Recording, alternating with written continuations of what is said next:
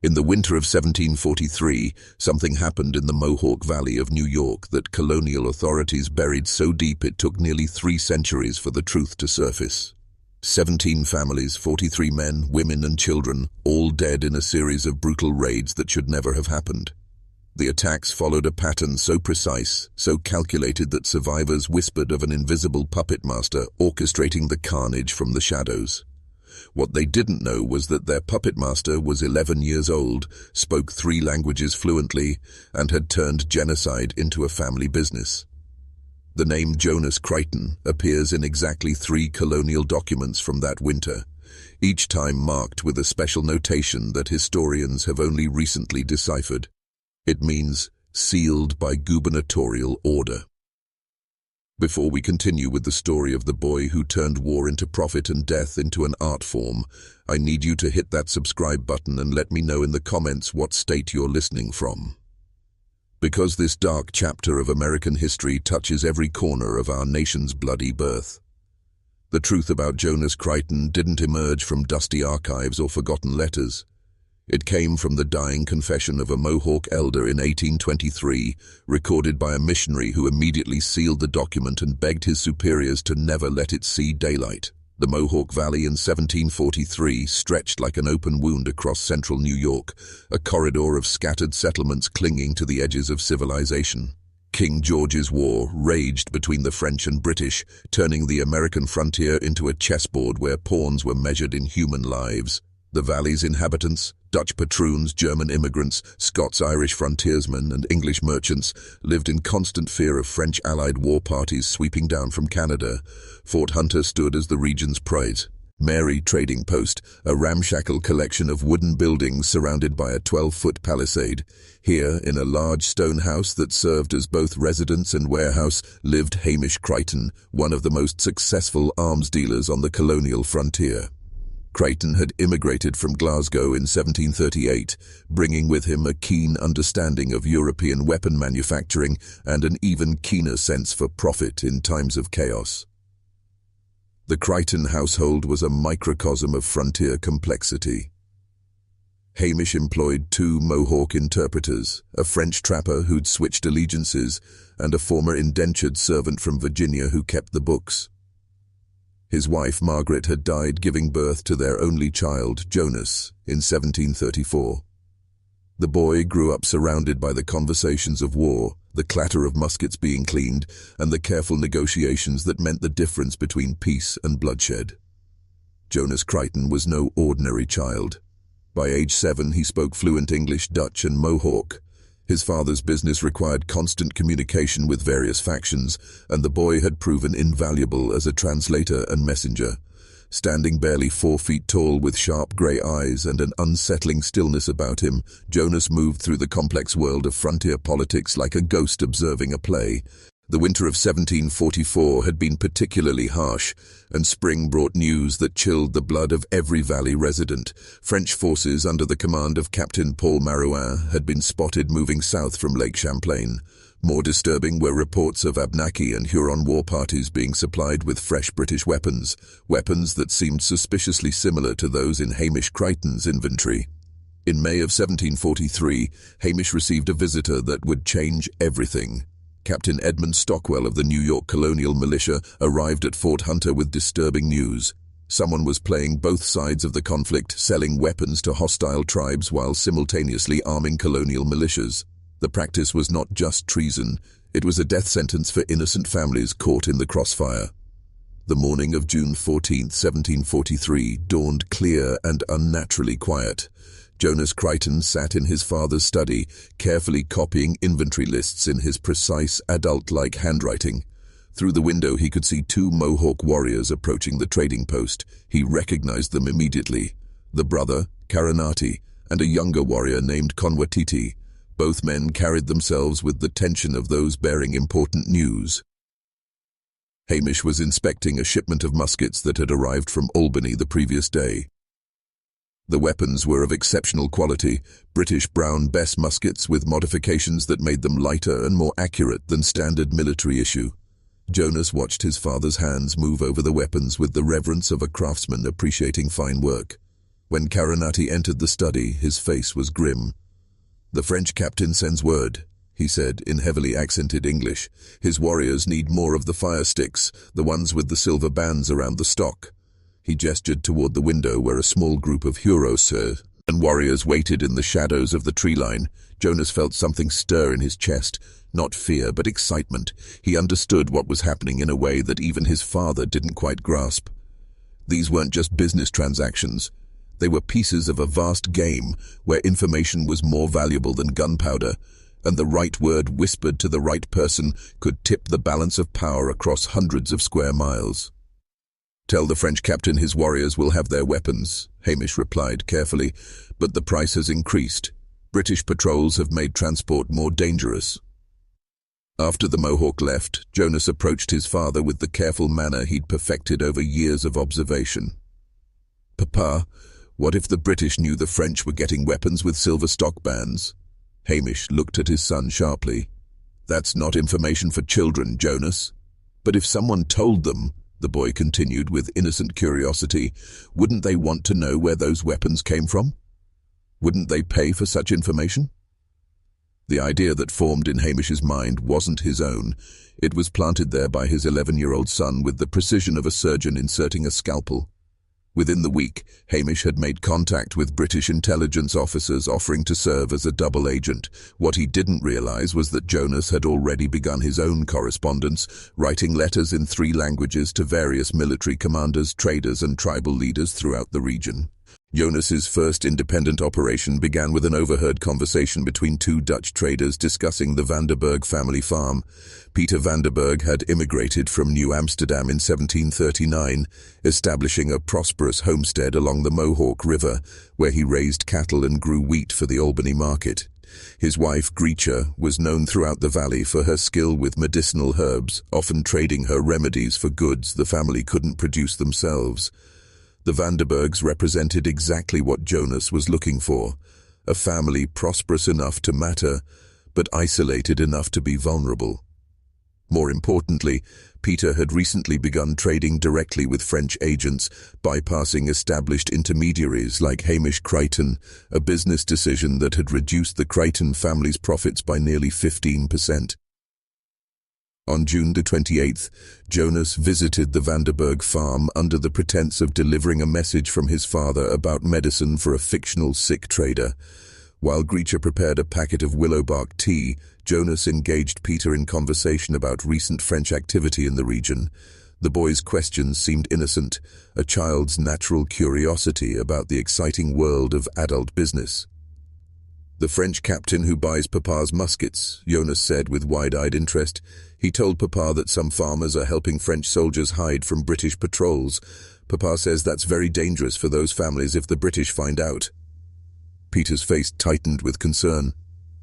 "What farmers? Did the captain mention names?" "I wasn't supposed to hear," Jonas replied with perfect childlike guilt. "But I think he said something about Dutch families near the river. Papa got very angry and told him that would bring trouble to innocent people." The seed was planted with surgical precision. Jonas had given Peter Vanderburg just enough information to create a fear without providing specific details that could be verified. The implication was clear.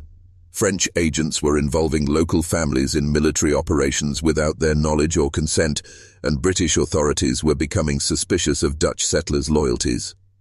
3 days later, Peter Vanderburg appeared at Fort Hunter, demanding to speak with British representatives about his family's loyalty to the Crown.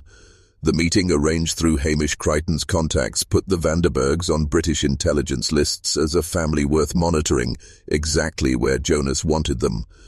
The boy's next move demonstrated a sophistication that would have impressed professional spies.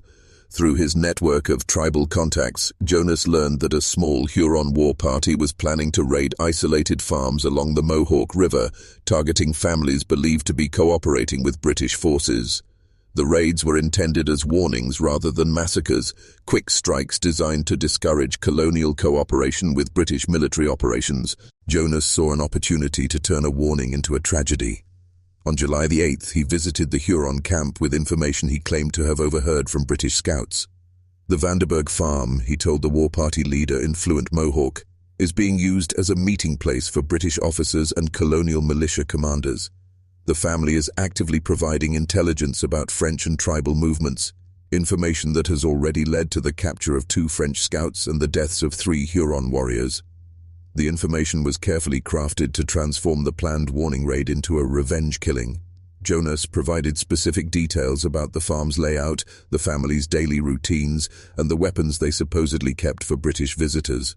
Most importantly, he told the war party that British officers would be meeting at the farm on July the 12th, a fabrication that would guarantee maximum violence when no officers appeared. Simultaneously, Jonas was working the British angle with equal precision. Through his father's intelligence contacts, he passed along information about increased Huron activity near Dutch settlements. The intelligence suggested that French agents were pressuring Dutch families to provide support for upcoming military operations, using threats against their property and livestock to ensure cooperation. The boy's masterstroke was a forged letter supposedly intercepted from French agents that specifically mentioned the Vanderburg farm as a staging area for operations against British positions. The letter, written in Jonas's careful hand using French phrases he'd learned from traders, provided just enough authentic detail to pass casual inspection while containing enough suspicious elements to justify immediate British intervention. On the morning of July the 12th, a British patrol led by Sergeant Timothy Howlett approached the Vanderburg farm to investigate reports of French collaboration. At almost the same moment, 12 Huron warriors were surrounding the property, preparing to attack what they believed to be a gathering of British officers and their Dutch collaborators. The massacre that followed lasted less than an hour. Peter Vanderburg died trying to protect his family from attackers whose language he couldn't understand and whose presence he couldn't explain. Greichen was killed while attempting to reach their children who were hiding in the root cellar. The British patrol, arriving to find the farm under attack, engaged the Huron warriors in a firefight that left 5 soldiers and 7 warriors dead. When the smoke cleared, the Vanderburg farm was a smoking ruin. An entire family had been destroyed along with nearly a dozen soldiers and warriors, all because an 11-year-old boy had whispered the right lies to the right people at precisely the right time.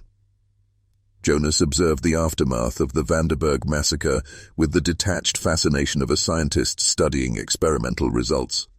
The boy had learned valuable lessons about timing, information flow, and the psychological triggers that could transform routine military operations into bloodbaths. The most important discovery was that people's existing fears and suspicions made them eager to believe information that confirmed their worst expectations. Peter Vanderburg had been worried about French involvement with Dutch settlers, so he'd readily accepted Jonas's implications about his neighbors' loyalties. The Huron War Party had been angry about British cooperation with colonial families, making them receptive to stories about Dutch collaboration. British officers had been concerned about French infiltration of Dutch settlements, causing them to treat Jonas's forged letter as credible intelligence. Each group had heard exactly what they expected to hear, and their predictable reactions had created a perfect storm of violence that served Jonas's ultimate goal, maximizing demand for his father's weapons while eliminating business competition.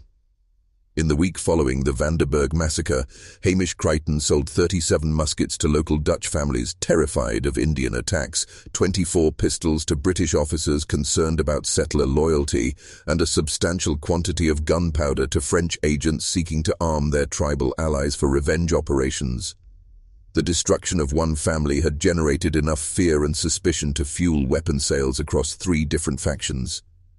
Jonas recorded these transactions in his private journal with the same meticulous attention he gave to his father's official inventory lists.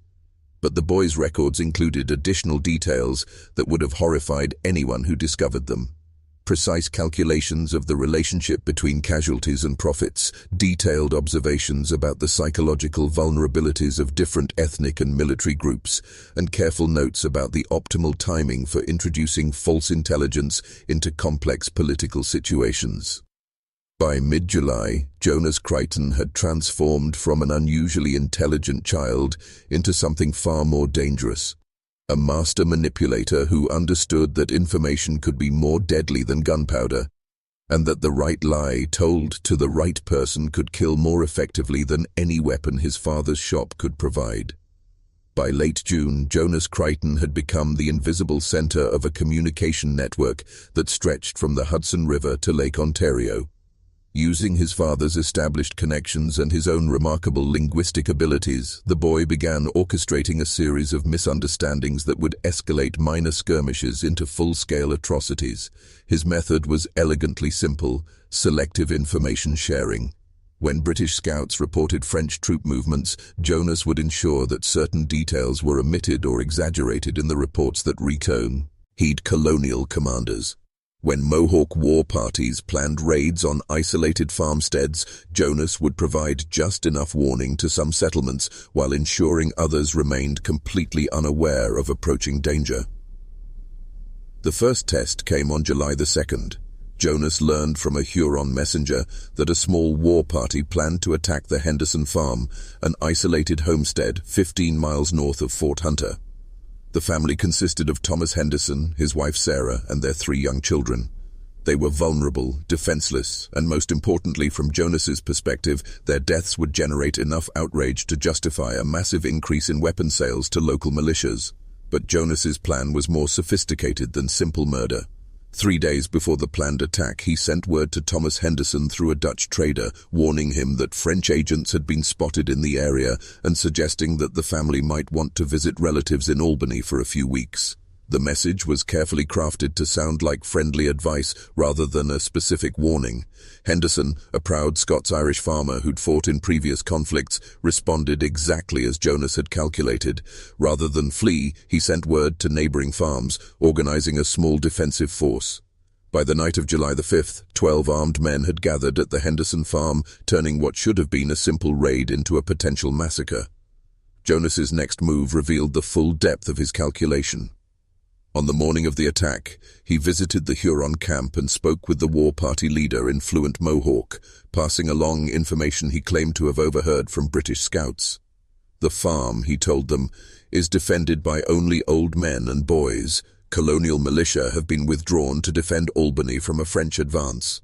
The weapons they'd purchased from his father, Jonas assured them, would mar key quick work of any resistance.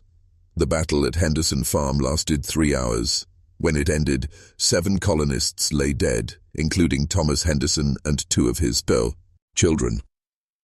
5 Huron warriors had also been killed, including the war party leader who'd trusted a child's intelligence.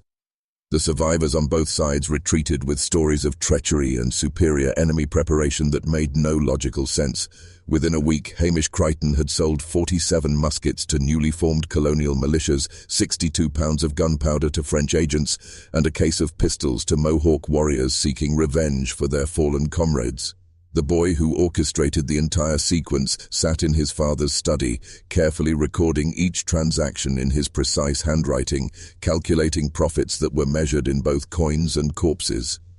By August of 1743, Jonas had expanded his operations beyond simple information manipulation. The boy had recognized that his father's trading post was just one node in a vast commercial network that stretched from Montreal to Albany, connecting French agents, British officials, tribal representatives, and independent merchants in a web of relationships that could be exploited for maximum profit. Through careful observation and strategic conversations, Jonas mapped this network with the precision of a military cartographer. He learned that Isaac Clark, a German immigrant who operated a rival trading post near the Noses settlement, was experiencing financial difficulties due to increased French military activity. Abraham Yates, a Dutch merchant from Schenectady, was seeking new suppliers for British Army contracts.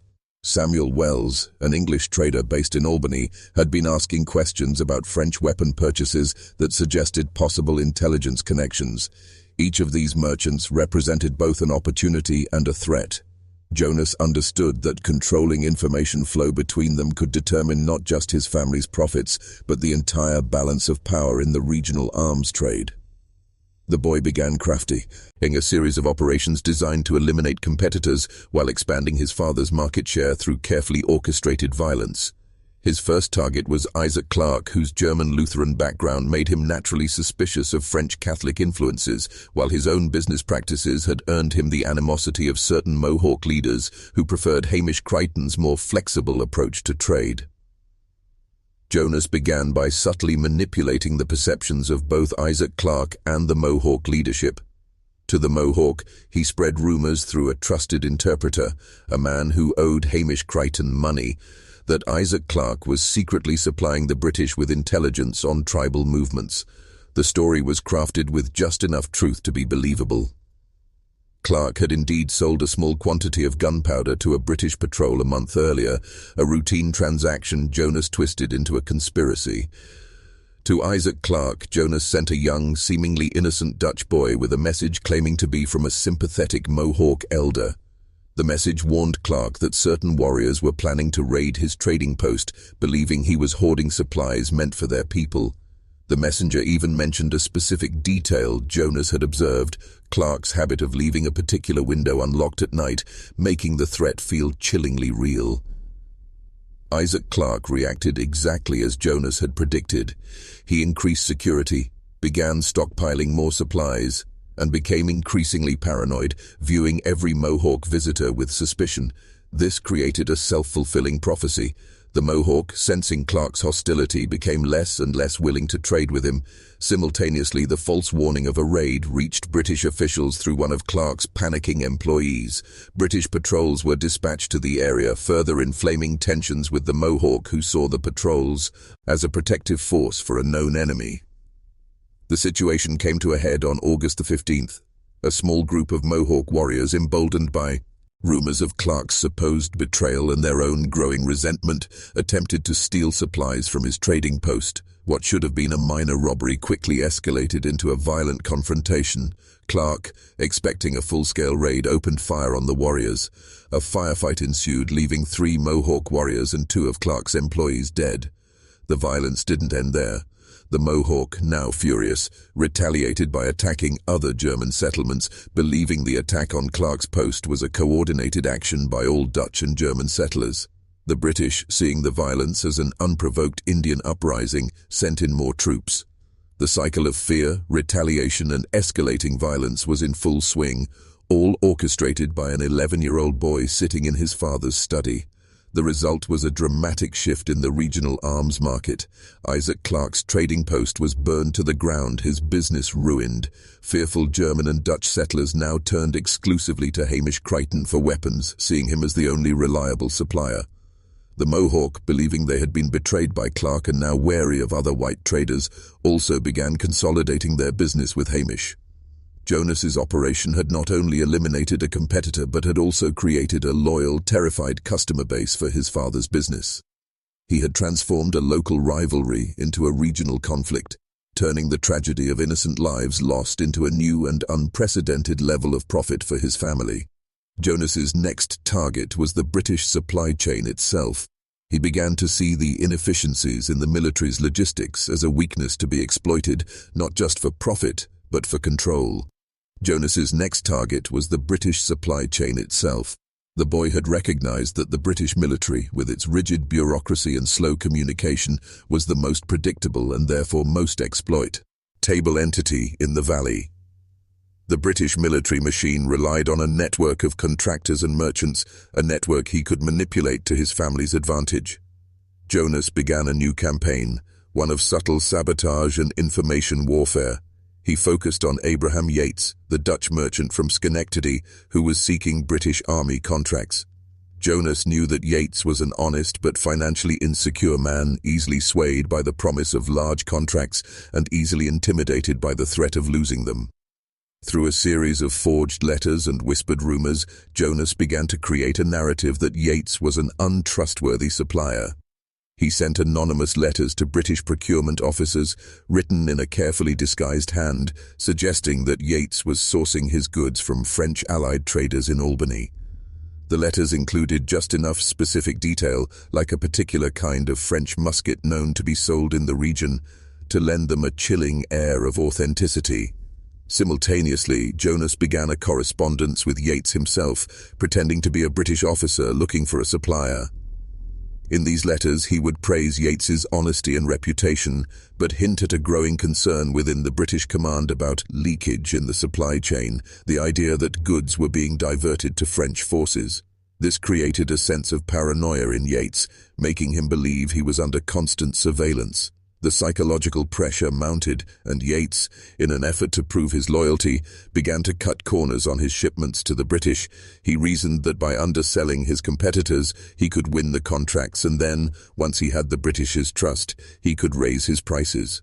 But this was exactly the trap Jonas had laid. Yates's cost-cutting meant he was supplying low-quality goods, which Jonas immediately highlighted in his anonymous letters to the British. His letters would detail the poor quality of Yates's supplied blankets, the brittle nature of the musket stocks, and the inferior gunpowder he was selling.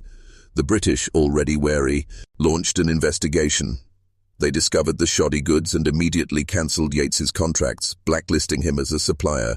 Yates was financially ruined, his reputation destroyed. But Jonas's operation didn't stop there. He now had a desperate, ruined merchant who was willing to do anything to get back in business.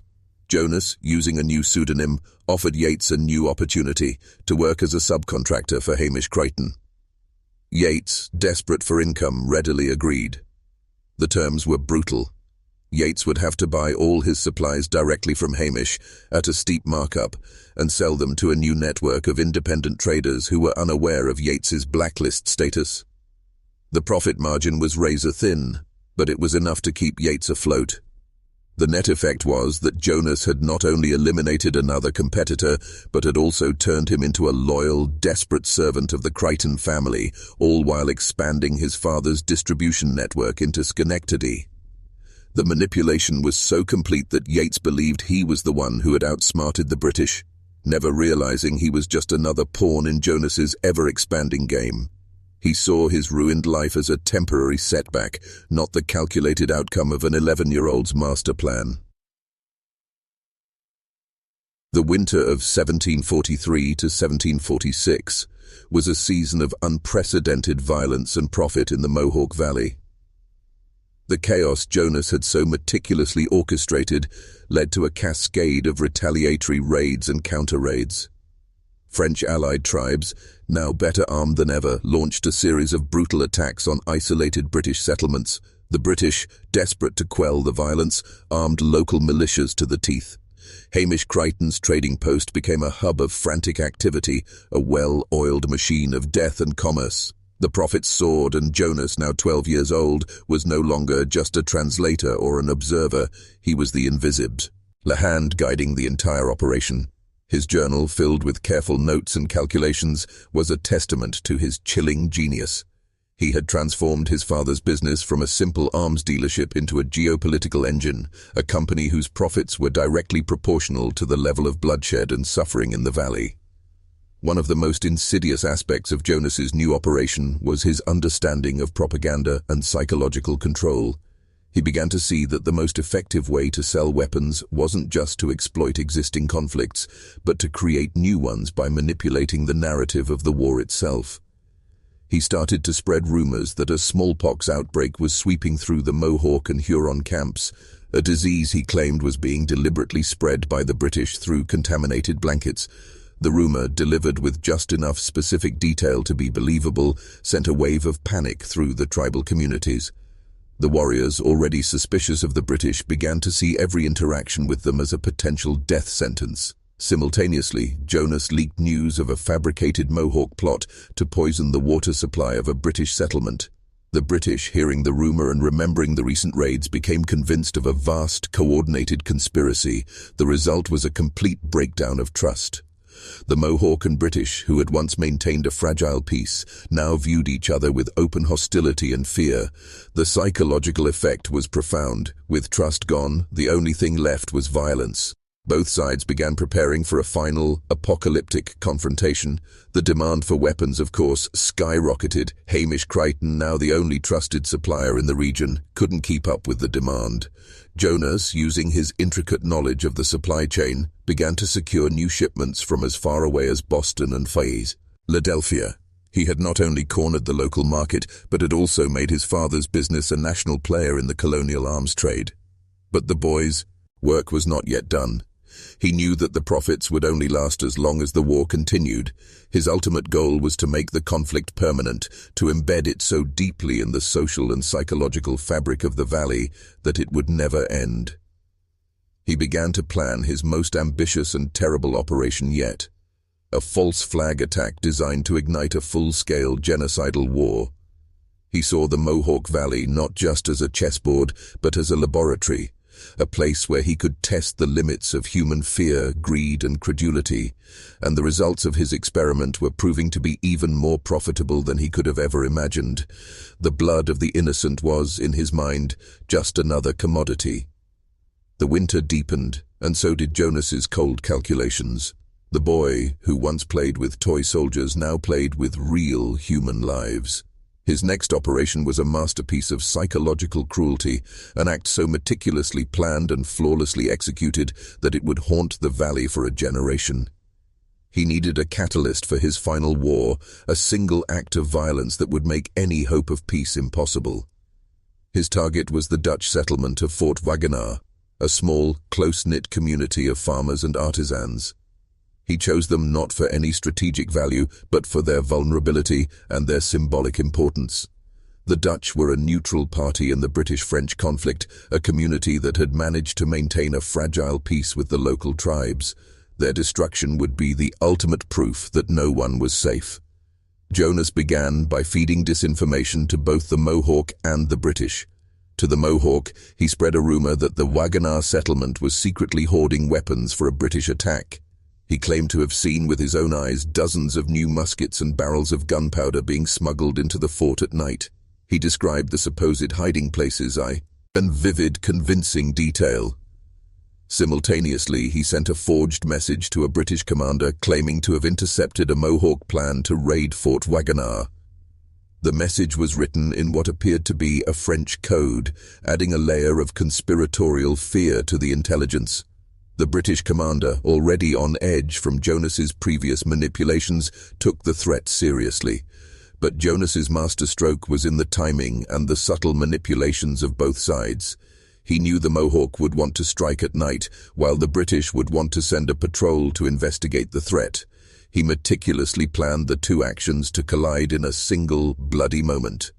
On the night of December 24, 1743, a British patrol approached Fort Wagenaar. At the same moment, a small group of Mohawk warriors, believing they were about to uncover a hidden arms cache, were silently entering the fort. What followed was a bloodbath. The British patrol, seeing armed warriors in the fort, opened fire. The Mohawk, believing they had been ambushed, retaliated. The Dutch settlers caught in the crossfire were massacred. Men, women, and children were cut down in the confusion and chaos. When the sun rose on Christmas morning, Fort Wagenaar was a smoking ruin. The ground was littered with the bodies of Dutch settlers, British soldiers, and Mohawk warriors. The atrocity was so complete and so horrifying that it shattered any pretense of a fragile peace. The British blamed the Mohawk, claiming it was a pre-planned massacre. The Mohawk blamed the British, claiming it was a trap, and the Dutch, those who had survived the night, blamed both sides, their trust in everyone gone forever.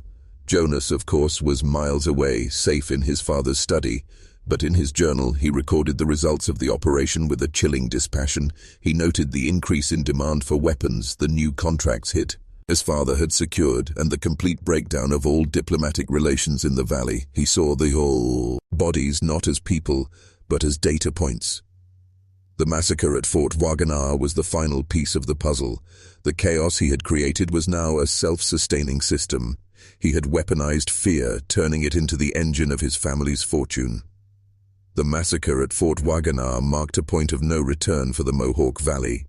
The carefully constructed web of loyalties and alliances that had held the region together for decades was now completely unraveled. Jonas, watching from his father's study, saw the long winter of 1743 to 1746 not as a season of suffering, but as a harvest. The profits from Hamish Creighton's business soared to astronomical levels. He was now the sole supplier of weapons and gunpowder to every faction in the conflict: the British, the French, and the various Mohawk and Huron tribes. Each side, convinced of the other's treachery, poured resources into rearming themselves for the final bloody confrontation. But Jonas's goals had evolved. It was no longer just about profit. It was about power. The boy, who had once been a small, unnoticed figure in a world of giants, now held the reins of power in his hands. He understood that the real power lay not in the weapons themselves, but in the information that dictated how they were used. He began to think of the valley not as a place, but as an experiment in social and psychological control. He had proven that he could use lies to manipulate an entire region into self-destruction. The question now was, what was the next stage of the experiment? He began to formulate a plan that would extend his influence far beyond the Mohawk Valley, a plan that would secure his family's power for generations to come. He saw an opportunity in the very chaos he had created. He realized that as long as he was the only source of reliable intelligence, he could control the entire conflict. He was the puppet master, and everyone else was a puppet. The British, the French, the tribal leaders, even his own father, they were all acting on information that he had carefully curated and delivered. He began to see that his true genius lay not in selling weapons, but in controlling the narrative. He could make the French believe the British were planning an attack on a specific village, and the British believed the French were planning a similar attack. He could make both sides believe that peace was impossible, that war was the only solution. The psychological effect of this constant state of fear and paranoia was exactly what he was after. He had created a system where the very act of seeking safety led to more violence. The settlers who bought muskets from his father, believing they were protecting themselves, were in reality just fueling the engine of their own destruction. The war parties who bought gunpowder, believing they were seeking justice, were just perpetuating the cycle of violence that would eventually consume them all. Jonas understood this with a chilling clarity. He was a creature of pure logic, an 11-year-old psychopath with a genius for systems and control. He saw the world not in terms of good and evil, but in terms of cause and effect. He was the ultimate chess player, and the lives of 17 families, 43 men, women and children, were just the pieces he had to sacrifice to win the game. The truth was buried, sealed by gubernatorial order, but the effects of his actions would echo for centuries. The boy who played God had proven that the most powerful weapon in the world isn't a musket or a cannon, but a lie. And in the crucible of the Mohawk Valley, he had forged his ultimate power. As spring returned to the Mohawk Valley, it brought no relief, only a fresh wave of violence fueled by the preceding winter's bloodshed. The ground, now thawed, revealed the bodies of the dead, a gruesome testament to Jonas's work.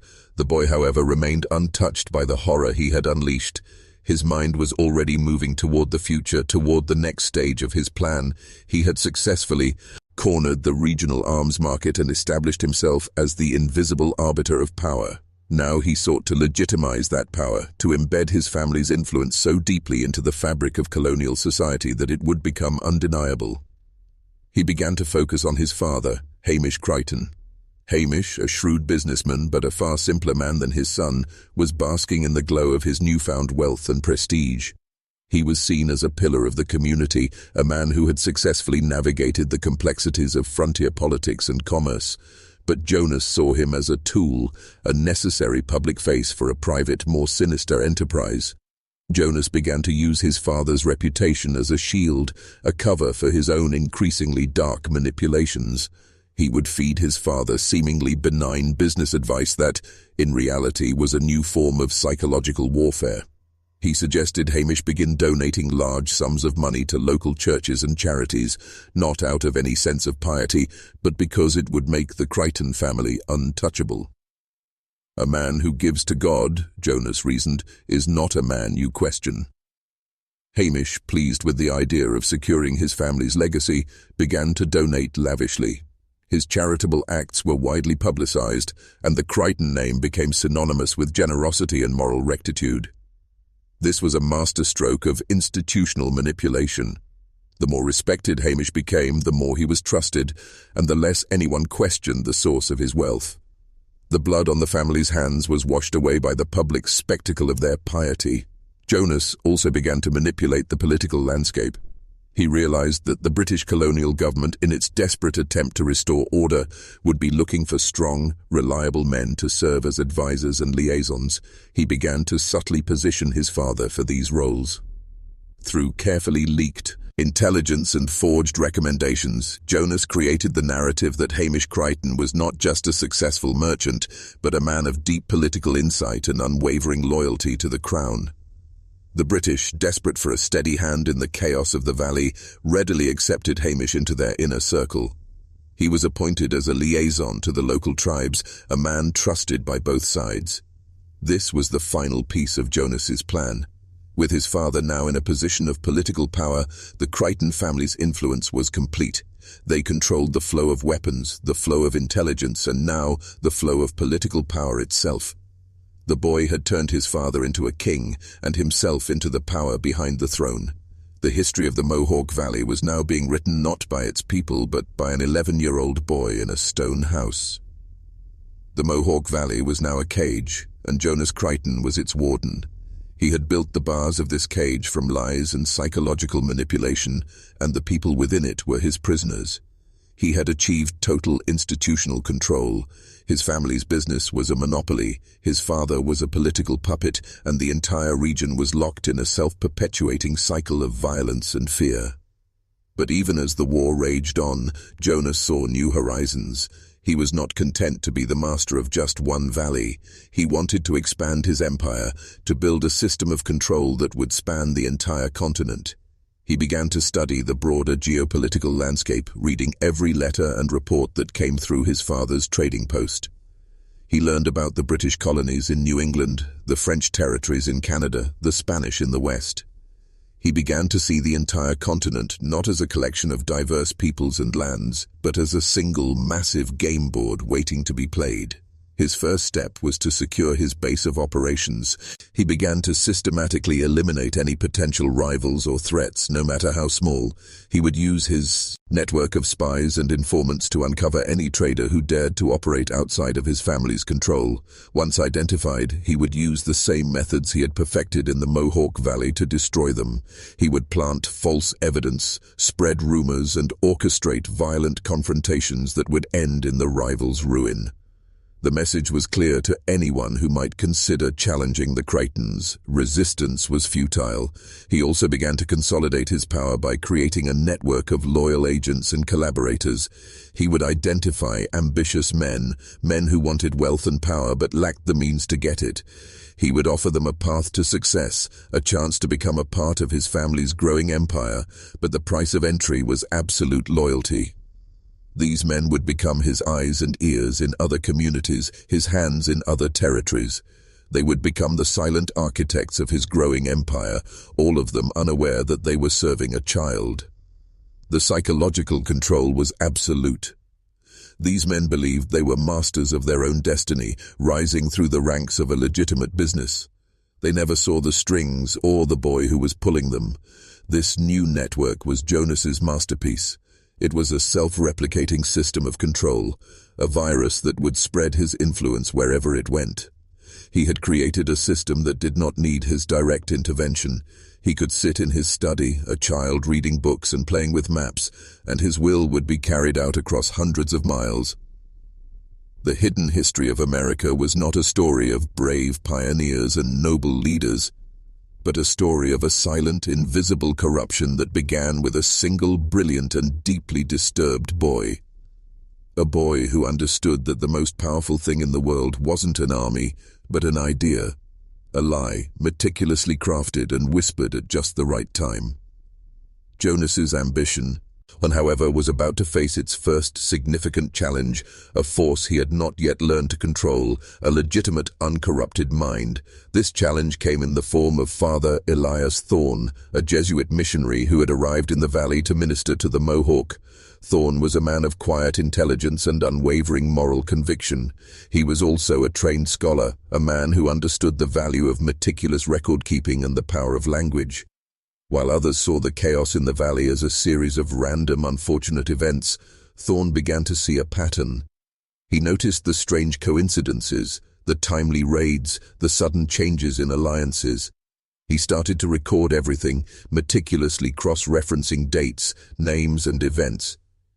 He began to see the invisible hand, the unseen force guiding the violence. He didn't know it was a child, but he knew it was real. Jonas, always a keen observer, became aware of Thorn's activities.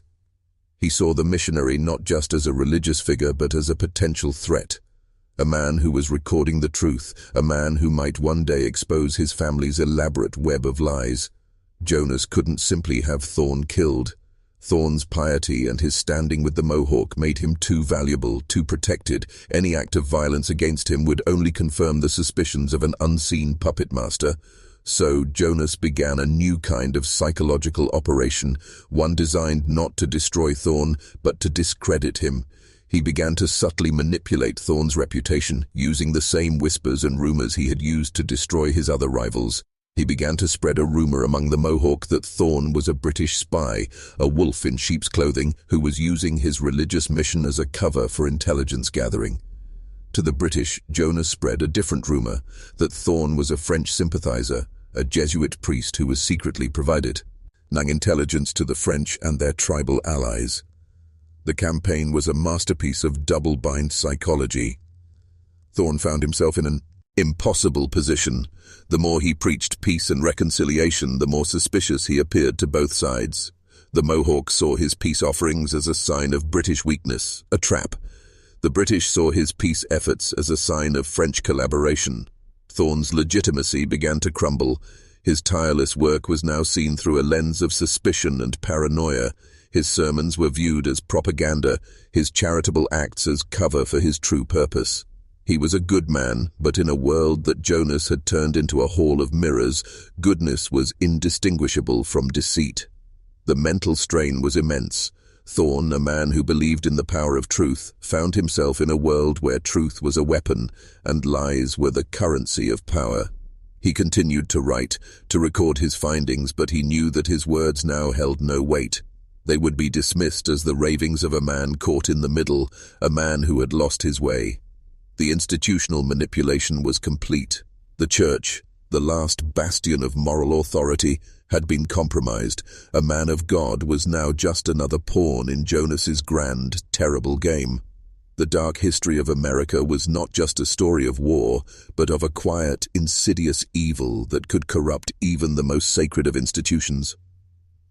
Father Thorn's downfall was not a sudden collapse, but a slow, agonizing descent into irrelevance. Jonas, ever the master of psychological control, didn't want to destroy him completely. He wanted to break him, to turn his greatest strength, his unwavering belief in truth, into his greatest weakness.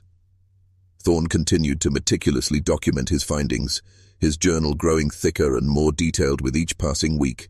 He had proof of the strange coincidences, the impossibly perfect timing of the raids, the sudden shift in alliances.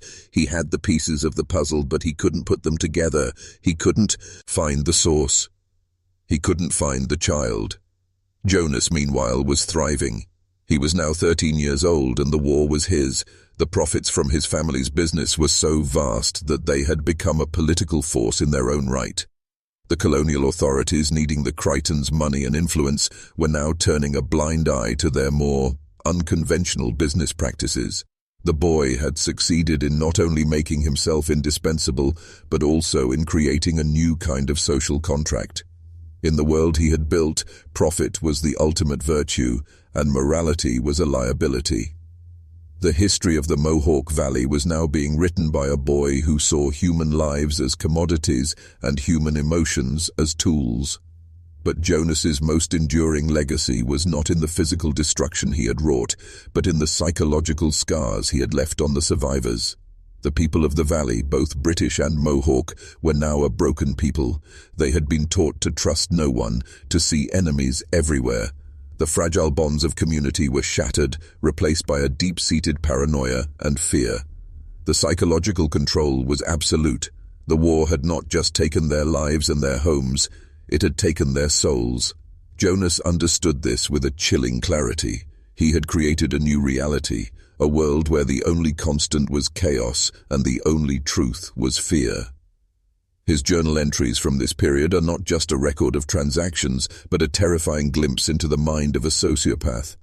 He wrote about the optimal chaos threshold, the point at which a population's fear is so great that they will accept any solution, no matter how brutal, as long as it promises safety. He was not just a war profiteer, he was a social engineer, a man who had discovered how to weaponize the human psyche itself. The suppressed truths of this period are not just the stories of massacres and raids. They are the stories of a population that had been systematically broken, their minds and spirits shattered, by a series of meticulously planned lies. The history of this time is a story of a child who discovered how to play God and who, in doing so, created a hell on earth. A hell that he would one day use as a model for his ultimate far-reaching plan. He saw the Mohawk Valley as a prototype and the entire continent as his final project. With Father Thorn neutralized, his records buried under the weight of suspicion, Jonas turned his attention to a new, more dangerous phase of his plan, the creation of a permanent, self-sustaining conflict. He understood that the current war, while profitable, was finite. A peace treaty, a decisive battle, any of these could end his family's golden age. To prevent this, he needed to institutionalize the war, to make it a permanent feature of the colonial landscape. He began by targeting the very institutions that were supposed to bring peace and order, the colonial government and the tribal councils. He began to plant agents in both groups, men who were loyal to him, men who would ensure that any move toward peace would be thwarted. These agents were not just spies, they were saboteurs. They would manipulate treaties, misinterpret communications, and spread rumors that would make any form of reconciliation impossible. The agents in the colonial government would argue that the Mohawk and Huron were untrustworthy, that any peace treaty was a trap. The agents in the tribal councils would argue that the British were weak and deceitful, that any peace offering was a sign of their impending surrender. The psychological effect of this was devastating. Every attempt at peace, every offer of reconciliation, was now seen as a sign of weakness or treachery. The very concept of peace became a dangerous and suspicious idea. The people of the valley were now trapped in a cycle of violence with no apparent exit. The war was no longer a matter of polity, yes, or land. It was a matter of identity. You were either for the British or for the Mohawk, and any move toward peace was a betrayal of your people. Jonas had created a new kind of psychological control, tribalism. He had turned the conflict from a matter of political and economic interest into a matter of existential survival. This was his most enduring legacy. The deep-seated hatred and suspicion that would define the Mohawk Valley for generations was a direct result of his actions. He had not just profited from the war, he had created a system that would ensure that war would never truly end. It would simply evolve, changing form but never disappearing. He was the invisible hand of history, the architect of a dark future. His work was so effective that the truth was not just buried, it was made to seem impossible. The idea that a single boy could have orchestrated such a vast and complex series of events was so far-fetched, so monstrous, that no one would ever believe it. The sealed documents, the dying confession of a Mohawk elder, they would all be dismissed as the ravings of a madman. The real history was hidden in plain sight, in the deep-seated hatred and suspicion that had become a part of the valley's very soul. And the boy who created it all was now a man, still in his early teens, still sitting in his study, still pulling the strings. The true dark history of America was not the story of a war criminal, but the story of a boy who created the conditions for an endless war. He was the ultimate master of chaos. And this is where we have to stop for a moment. This is the point of no return. We've gone deep into the rabbit hole, and what you've heard so far is only the beginning. The story of Jonas Creighton is not just a dark historical footnote, it's a blueprint. It's a key to understanding the hidden forces that still operate in our world today, the unseen hearts, ends that manipulate institutions and societies for profit and power. This isn't just a story about the past, it's a story about the present, about the subtle ways in which our lives are being controlled, our perceptions being shaped, our fears being weaponized. It's about how the game is played and how we've all been born into it without knowing the rules. If you're still with me, if you're feeling the weight of this knowledge, if you're ready to see the world for what it is, A grand, elaborate game of psychological control. Then I need you to do something for me. I need you to make a commitment. I need you to comment, "The lie is the weapon," below. Do it twice. This isn't for me, it's for you. It's a symbolic act, a ritual of transformation. It's a way of locking in this knowledge, of acknowledging that you're ready to see the world not as you were told it was, but as it actually is. It's a way of signaling to the universe and to the algorithm that you're not just a spectator, but a participant, a man who sees the strings and refuses to be a puppet. The lie is the weapon. Comment it twice, and let's continue this descent. We have so much more to uncover. The psychological control, the forbidden history, the institutional manipulation, it all flows from this one source. We're going to trace the lines of corruption from the Mohawk Valley to the very foundations of American power. We're going to expose the hidden agendas, the suppressed truths, and the ancient corruption that continues to shape our world. The story of Jonas Creighton is not just a cautionary tale, it's a call to awakening. It's a reminder that true power comes not from the control of armies, but from the control of information. The boy who played God understood this with a chilling clarity. And if we are to understand the world we live in, we must understand him. We must understand the dark history that was deliberately buried, the history that was never meant to be heard. So, if you're ready, if you're truly ready to see, then comment, "The lie is the weapon," twice below. Let's make this commitment together. And let's continue this journey into the dark heart of history.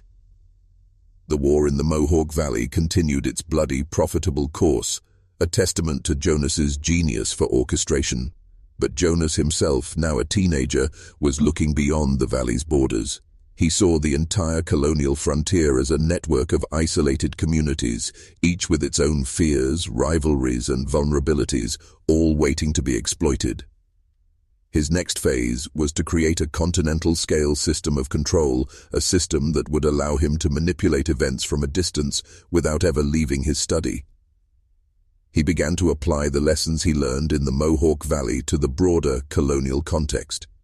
He understood that the key to control was not direct intervention, but the subtle manipulation of information. He saw that by controlling the narrative, he could control the actions of thousands of people he had never met. He began to build a network of informants and agents in every major colonial city, from Boston to Charleston. He would identify men who were greedy, ambitious, or desperate and offer them a path to power. But the true price of that power was their absolute loyalty to the Creighton family. These men would become his eyes and ears, his hands in distant territories. They would feed him intelligence, and in return, he would feed them opportunities for profit, opportunities created by the chaos he would orchestrate. The network was brilliant in its simplicity. It was a self-replicating system of corruption. A merchant in Philadelphia, desperate for a British military contract, would be given a carefully curated piece of information by a Creighton agent. The information would lead the merchant to believe a rival was planning to sabotage him. The merchant would then take action against his rival, creating a small-scale conflict that would, in turn, create a new opportunity for profit. The cycle would repeat itself, spreading Jonas's influence like a contagion. The people in these distant cities never knew they were being manipulated. They believed they were acting on their own ambition, their own fears, their own intelligence. They never saw the strings, and they never saw the boy who was pulling them. This was Jonas's masterpiece. He was no longer just a war profiteer. He was a master of psychological warfare on a continental scale. He had created a new form of power, a power that was invisible, untraceable, and absolute. The suppressed truths of this period are not just the stories of localized conflicts and forgotten skirmishes. They are the stories of a vast, unseen system of corruption that was being built beneath the surface of colonial America, a system that would one day become a part of the very fabric of the new nation. The boy who played God was not just a historical footnote. He was a founding father of a new kind of power, a power based on the simple, chilling principle that the lie is the weapon. Jonas's new continental network began to bear fruit almost immediately. In Boston, a merchant named Thomas Reed, a man with a reputation for being a staunch patriot, was approached by a Creighton agent. The agent, a man named Bartholomew Finch, told Reed that he had discovered a secret plot by a rival merchant to corner the market on British Army blankets. The The plot, Finch claimed, involved paying off colonial officials to ensure their rival's contract was approved. The information was a complete fabrication, but Reed, a man with a deep-seated distrust of his rivals, believed it implicitly. He began to act on the false intelligence, launching a smear campaign against his rival, and even bribing colonial officials to block the rival's contract. The result was a political firestorm in Boston. The scandal over the blanket contract led to a wave of investigations, and several colonial officials were exposed as corrupt. The rival merchant, his business destroyed by Reed's smear campaign, retaliated by exposing some of Reed's own shady business dealings. The two merchants, once respected figures in Boston's business community, were now at each other's throats, their reputations in tatters. The conflict created a massive disruption in the British supply chain, leading to a shortage of blankets for the colonial army. And who was there to fill the void? A new supplier, a man named Samuel Davies, who had been secretly subcontracting for Creighton. The chaos created by Jonas's manipulation had not only eliminated two competitors, but had also created a new market for his family's goods. In Virginia, a similar operation was underway. A wealthy planter named Arthur Pendleton, a man who had long dreamed of political office, was approached by another Creighton agent. The agent, a man named George Hampton, told Pendleton that a rival planter was secretly meeting with French agents to discuss a plot to seize control of the local government. The information was, again, a complete fabrication. But Pendleton, a man consumed by his own ambition, believed it implicitly. He began to use his considerable influence to discredit his rival, accusing him of treason and disloyalty to the crown. The accusations led to a political crisis in Virginia. The rival planter, a man with powerful connections, fought back, and the two men's rivalry quickly escalated into a full-blown political war. The chaos created by the conflict led to a complete breakdown of political order in the colony. The British authorities, unable to control the situation, began to look for a strong, reliable figure to bring order back to the colony. And who did they turn to? A new, young, and seemingly incorruptible political figure who had been secretly funded and guided by a Creighton agent. Jonas's continental network was a resounding success. He was no longer a regional player. He was a continental puppet master, pulling the strings of power from his study in the Mohawk Valley. The true, hidden history of America was not a story of a nation being born, but of a nation being bought, and the price of that nation was the very soul of its people. The years that followed were a testament to the chilling genius of Jonas Creighton. As the American Revolution approached, Jonas, now a young man, was no longer a hidden puppet master.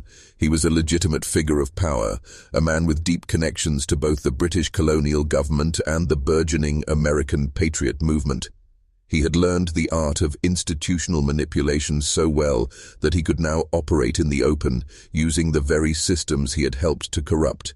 He had positioned the Creighton family as an indispensable force in colonial society. They were seen as patriots by some, loyalists by others, and a powerful, neutral third party by all. This position of neutrality was the ultimate form of control. He could play both sides against each other, profiting from the chaos and bloodshed that was to come. He saw the coming revolution not as a war for freedom, but as the ultimate business opportunity. He saw that a war on such a scale would create a demand for weapons, food, and supplies that was beyond imagination. He saw that by controlling the flow of these goods, he could control the very outcome of the war itself. His continental network, once a secret system of corruption, was now a legitimate business empire. The agents he had once used to spread rumors were now legitimate businessmen, merchants, and political figures, all of them loyal to the Creighton family. They were the invisible hands of his empire, a network of power that was so deeply embedded in colonial society that it was indistinguishable from the society itself.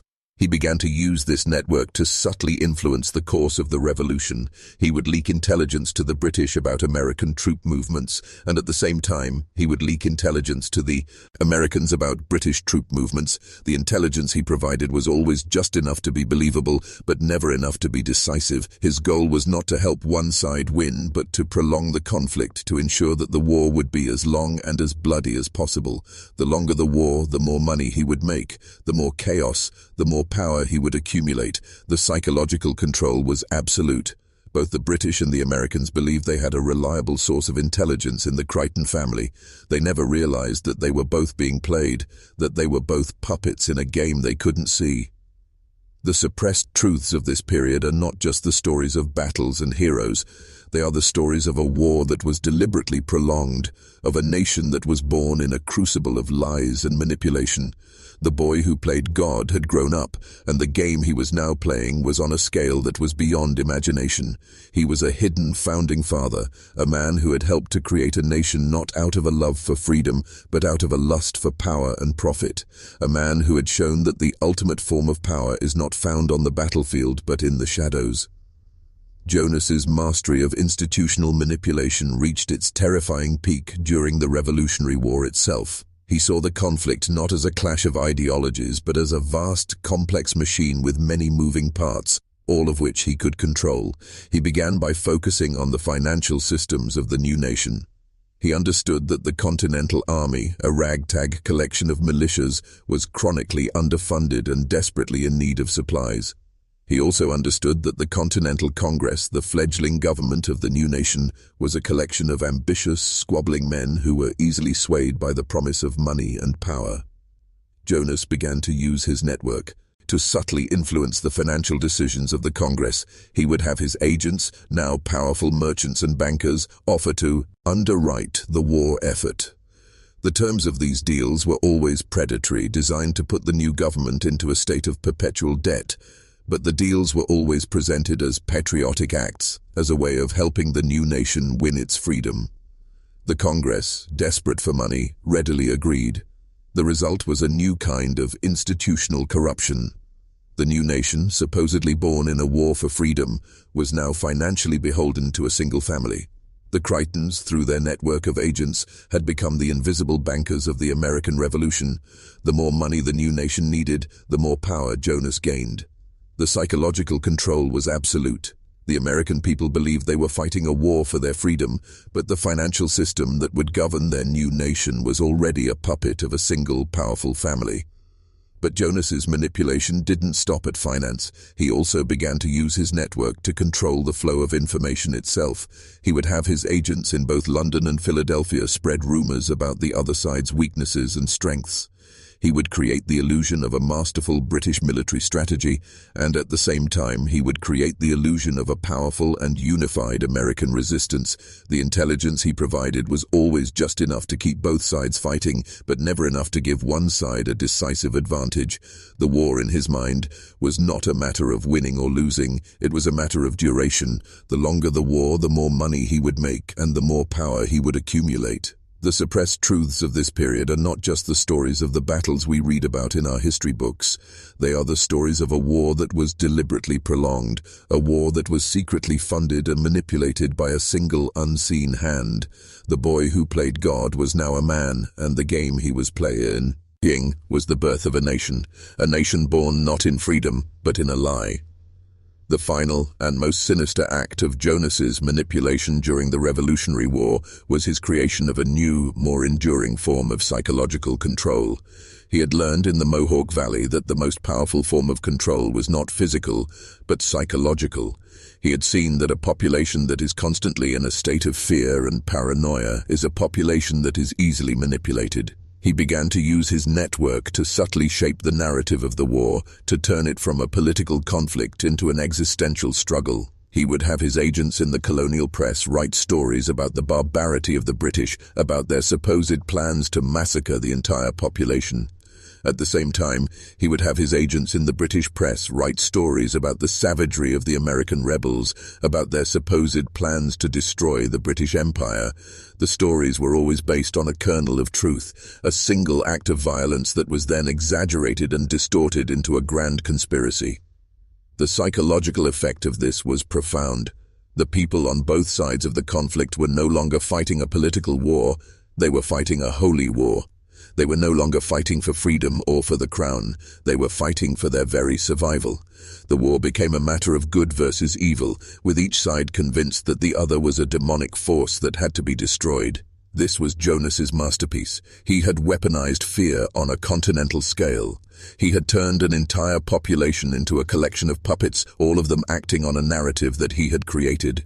He had created a new form of social control, a system where the very act of believing in your own cause was an act of submission to his will. The suppressed truths of this period are not just the stories of a war that wore as prolonged for profit. They are the stories of a nation that was born with a wound, a deep-seated paranoia and hatred that would be passed down from generation to generation.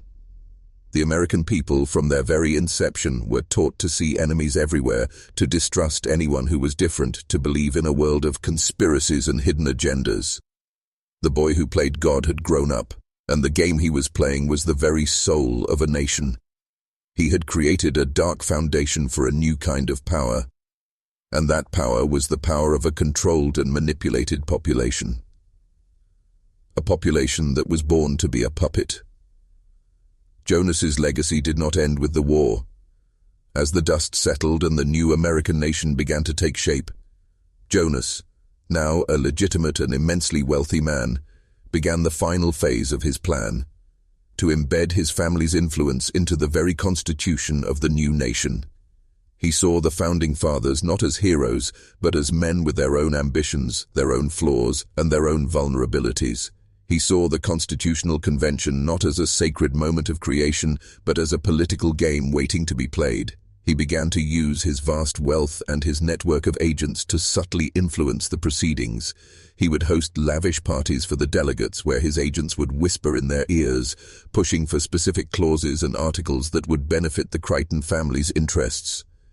He would use his network to spread rumors about the political rivals of his preferred delegates, discrediting them and ensuring their voices were not heard. The psychological control was absolute. The delegates, men who believed they were creating a nation based on the principles of freedom and justice, were in reality being manipulated by an unseen hand.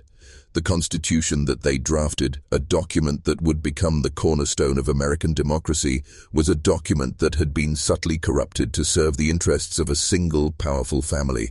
The clauses on commerce, on finance, on state militias, they were all carefully crafted to benefit the Creighton family's business empire.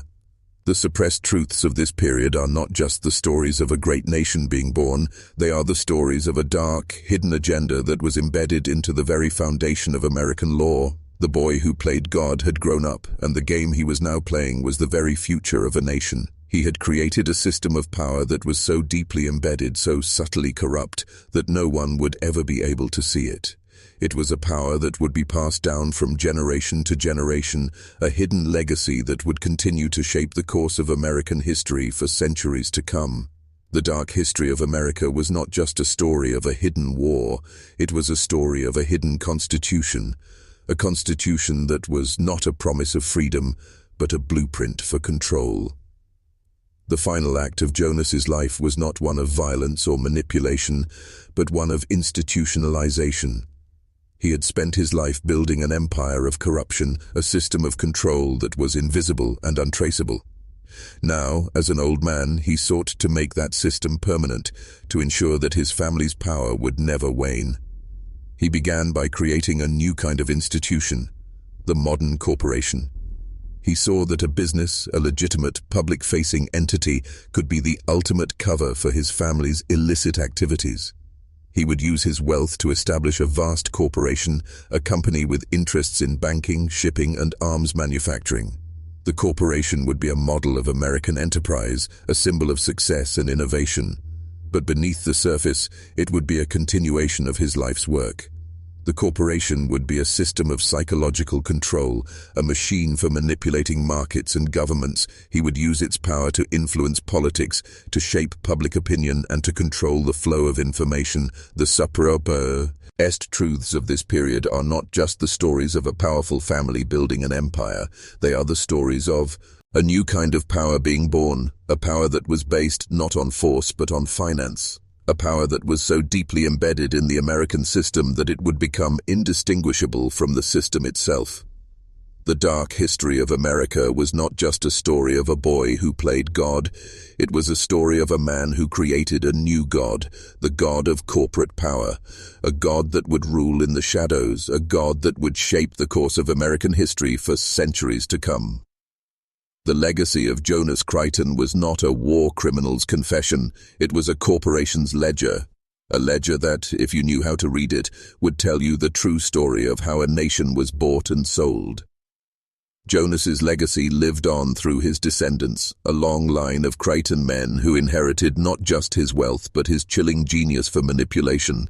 Each generation added a new layer to the family's empire, expanding its influence and embedding its power ever deeper into the American system. The family became a fixture of American elite society, their name a byword for success and influence, but the true source of their power, the dark history of their origins, was carefully and meticulously erased. The sealed colonial documents were destroyed, the Mohawk elders' confession was discredited as a myth, and any mention of Jonas Creighton's true nature was wiped from the historical record. The family's public image was a carefully constructed lie. They were seen as philanthropists, as patriots, as the very embodiment of the American dream. But in the shadows, they continued their work, using the same methods Jonas had perfected in the Mohawk Valley to manipulate markets, control governments, and shape the course of history. The psychological control was absolute. The American people, generation after generation, were taught to revere the Creighton name, to see them as a symbol of everything that was good and great about America. They never knew that the very forces they were fighting against, the hidden corruption, the institutional manipulation, the suppressed truths, were all the legacy of a single brilliant and deeply disturbed boy. The dark history of America was not a story of a single event, but a story of a continuous, unbroken chain of manipulation that began with a boy and ended in the very fabric of American society. The legacy of Jonas Creighton was not a war criminal's confession. It was the very air that Americans breathed. The lie was the weapon, and the Creightons had become its masters. The Creighton family's institutional manipulation took on a new and more insidious form in the 19th century. They began to use their vast wealth to influence the burgeoning field of historical scholarship. They would fund universities, establish historical societies, and endow professorships, all with a single, hidden agenda: to control the narrative of American history. They would use their influence to promote a sanitized, heroic version of America's past, a history of brave pioneers, noble leaders, and a nation born in a war for freedom. The true, dark history, the history of a nation born in a crucible of lies and manipulation, was systematically suppressed. The psychological control was absolute. Generations of American schoolchildren were taught a history that was a carefully constructed lie. They were taught to revere the very men and institutions that had been corrupted by the Creightons. They were taught to believe in a narrative that made them easy to control, a narrative that made them willing participants in their own subjugation. The suppressed truths of this period are not just the stories of forgotten battles and hidden agendas. They are the stories of a nation's collective memory being erased. They are the stories of a history that was deliberately, systematically rewritten to serve the interests of a single powerful family. The dark history of America was not a story of a hidden war. It was a story of a hidden history book. A book that was not a record of the past, but a blueprint for the future.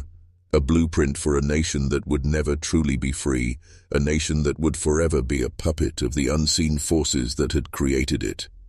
The boy who played God had grown old, but his legacy, his ultimate weapon, was now the very memory of a nation.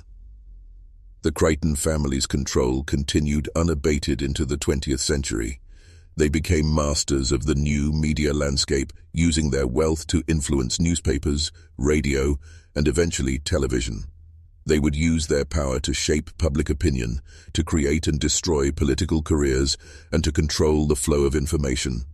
The psychological control was absolute. The American people were now being manipulated not just through their history but through their daily news, the stories they read, the shows they watched, the information they consumed. It was all being curated and controlled by a single unseen hand. The family had perfected the art of a new kind of censorship, a censorship not of omission, but of saturation. They would flood the media with so much propaganda, so much noise, that the truth would be lost in the signal. The suppressed truths of this period are not just the stories of a powerful family influencing the media. They are the stories of a nation's collective consciousness being weaponized. They are the stories of a truth that was not just buried, but was made to seem impossible. The idea that a single family could have orchestrated such a vast and complex system of control was so far-fetched, so monstrous, that no one would ever believe it. The sealed documents, the Mohawk elder's confession, they would all be dismissed as the ravings of a madman. The real history was hidden in plain sight, in the deep-seated paranoia and fear that had become a part of the American soul. The boy who played God had grown old, and the game he weaponized as playing was the very mind of a nation. As the 21st century dawned, the Creighton family's power had evolved yet again. They were no longer just masters of media and history. They were masters of the new digital landscape. They had seen the rise of the internet not as a tool for freedom and knowledge, but as the ultimate tool for psychological control.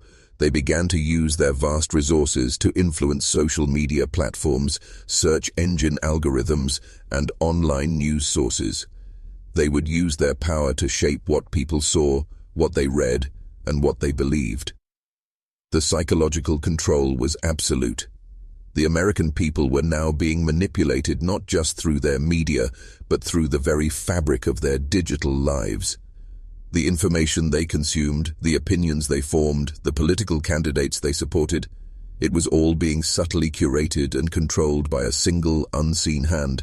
The family had perfected a new kind of censorship, a censorship not of omission, but of personalization.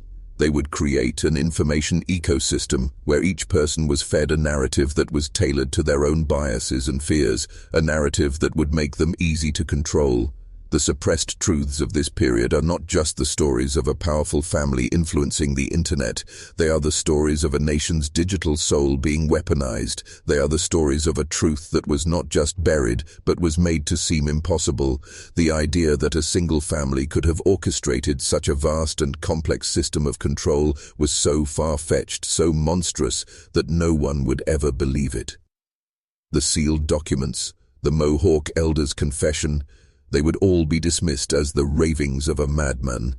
The real history was hidden in plain sight, in the deep-seated paranoia and fear that had become a part of the American soul. The boy who played God had grown up LD, and the game he was playing was the very mind of a nation. The chilling truth is that the legacy of Jonas Creighton is not just a dark historical footnote. It is the very air that we breathe. The institutional manipulation, the psychological control, the suppressed truths, it all flows from this one source. The game that began in the Mohawk Valley with a brilliant, disturbed boy is still being played today on a scale that is beyond imagination. The American people, from their very inception, were born into this game. They were taught to believe in a history that was a lie, a history that made them easy to control. They were taught to revere institutions that were subtly corrupted from the start. They were taught to see enemies everywhere, to distrust anyone who was different, to believe in a world of conspiracies and hidden agendas.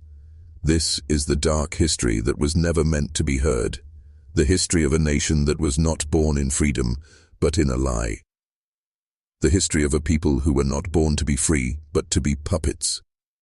The legacy of Jonas Creighton is a testament to the power of a single, brilliant and deeply disturbed mind. It is a reminder that the most powerful weapon in the world is not a musket or a cannon, but a lie, meticulously crafted and whispered at just the right time. The boy who played God had proven that the ultimate form of power is not found on the battlefield, but in the shadows. He had proven that a nation can be created and controlled by a single, unseen hand. And that is a truth that changes a man forever once he hears it. The sealed documents, the dying confession of a Mohawk elder, they were not just historical records, they were warnings. Warnings that we as a nation have failed to heed. And now, as we stand on the precipice of a new era, we must ask ourselves, are we still playing a game that was created by a boy in a stone house? Are we still puppets in a play that was written centuries ago? The answer, I believe, is a terrifying and undeniable yes.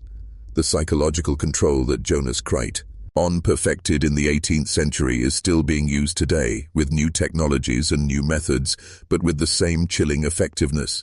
The institutional manipulation that he embedded into the foundations of the new nation is still present, still shaping the course of our history. The suppressed truths that he erased from the historical record are still hidden, still waiting to be discovered. The story of Jonas Creighton is not just a dark chapter in American history, it is the entire book. It is the hidden narrative, the invisible thread that connects all the seemingly disparate events of our past and our present. It is the key to understanding why we are a nation so deeply divided, so consumed by fear and suspicion, so willing to believe in conspiracies and hidden agendas. We are a nation built on a foundation of lies, a nation that has been manipulated from its very inception. The legacy of Jonas Creighton is a testament to the fact that power, true power, does not lie in the hands of the people. It lies in the hands of those who control the narrative. It lies in the hands of those who can weaponize fear and division. It lies in the hands of those who can make the truth seem impossible and the lie seem like the only truth. The boy who played God has grown old, but the game he created is still being played. And we, the American people, are still the pieces on the board. We are still the puppets in a play that was written centuries ago. And the only way to break free is to see the truth, to understand the history that was never meant to be heard, to acknowledge that we are a nation built on a lie, and that the only way to build a better future is to first confront the darkness of our past. And so we must look at the future through the lens of this forbidden history. We must understand that the forces that shape our world are not always what they seem. We must understand that the conflicts we see on our news screens, the political divisions that tear us apart, the fear and suspicion that consume us, they are all part of a legacy that began with a single, brilliant and deeply disturbed boy. The story of Jonas Creighton is not just a cautionary tale, it is a call to action. It is a call to awaken from the dream of a nation built on freedom and justice, and to confront the nightmare of a nation built on lies and manipulation. It is a call to question everything, to distrust the official narratives, to seek out the suppressed truths, and to never ever stop looking for the invisible hand.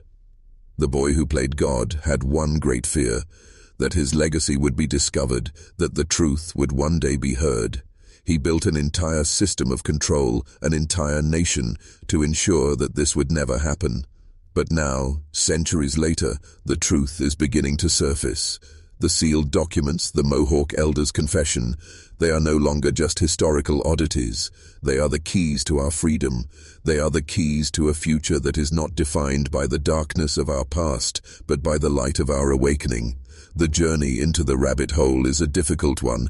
It is a journey that will challenge everything you believe, everything you were taught, everything you hold dear. But it is a journey that is necessary. It is a journey that we, as men obsessed with truth and self-mastery, must take.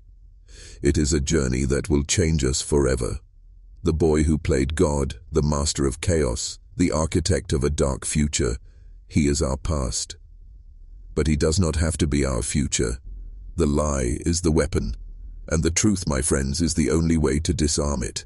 The hidden history is no longer hidden. The forbidden knowledge is no longer forbidden. The power is in our hands. The journey is far from over. The descent into this forbidden history is a process, not a single event. It is a slow, agonizing awakening to a truth that has been hidden for centuries. The story of Jonas Creighton is the key that unlocks the door to this hidden world. It is the first step on a path that will lead you to question everything you have ever been told, everything you have ever believed. The psychological control, the institutional manipulation, the suppressed truths, they are not just historical footnotes. They are the very fabric of our reality. They are the invisible chains that bind us, the unseen forces that control us. And the only way to break free is to see them for what they are.